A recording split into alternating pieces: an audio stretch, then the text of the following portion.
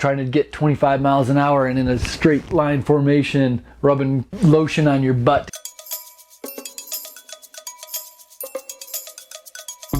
Okay, this is another video in the series of hub drive and mid drives, kind of describing the difference between the two. And just kind of wanted to, in my opinion, why I think mid drives are more suited for cyclists, and also what I use to qualify as a cyclist. If you're new to this channel, I'm Johnny Nerd Out. I am a professional e-bike conversion specialist, e-bike maker. I've worked at several different e-bike brands, also many other e-bike conversion shops, and now I do it on my own. So what I consider to be a cyclist is somebody who's comfortable and confident on their bike. They understand how the shifters work, how to upshift, how to downshift, which brake lever controls which brake. You feel like you could come to a quick stop comfortably.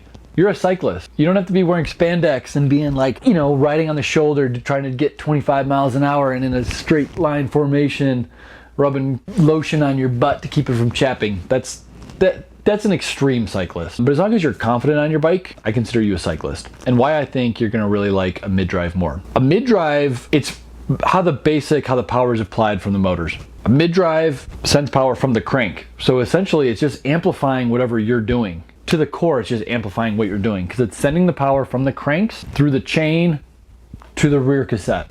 If you're in a low gear, you're in a high gear, if you're going at a high RPM, it's all the motor, everything. You are working as a symbiotic unit with that mid-drive. With a hub motor, I like to think that a hub motor is kind of like having like a sailboat. You have like a big sail and it's like having a gust of wind behind you. It's totally separate from the mechanics, from your cranks, from the chain to this. There's no relationship there. And that's not a good thing or a bad thing. It's just, it's a different thing. It's always gonna have like, it's like somebody pushing you on the back. Like when you're learning to ride a bike, someone pushing you on the back, which that analogy works in more ways than one.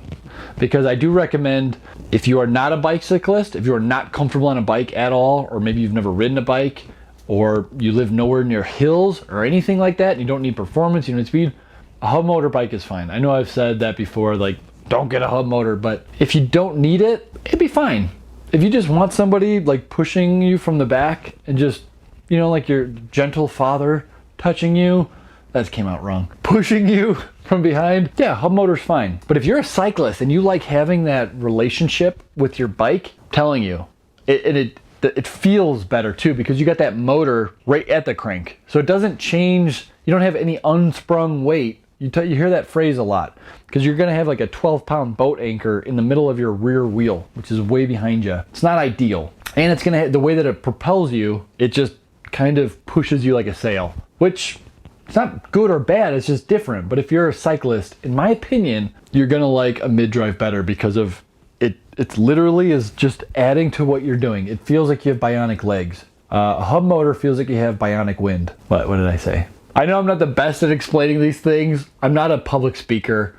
I'm not like, you know, Charles Darwin here. I'm a bike mechanic, for crying out loud. So I'm doing the best with what I have, but I'm trying to educate people because there's so much bad information, misinformation, non-information out there. And I know that a lot of people will say, like, you know, if you ride a hub motor, you're probably gonna accuse me of all those things, but that's your opinion as well. Later, guys.